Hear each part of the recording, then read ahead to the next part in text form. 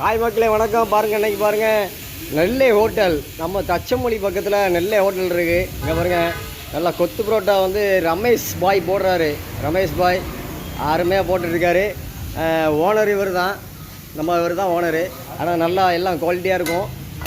பாருங்கள் நல்லா அருமையான ஒரு புரோட்டா, கொத்து புரோட்டா. அங்கே பாருங்கள் அழகா பெப்பரை தூவி அழகா ஆகா என்ன வாசனை.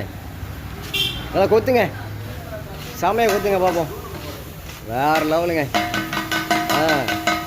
நல்லா தாளம் போடுறாரு பாருங்க, அருமையாக தாளம் போடுறாரு. சண்டை மூலம் அடித்ததோட பயங்கரமாக இருக்குது. அருமை அருமை அருமை.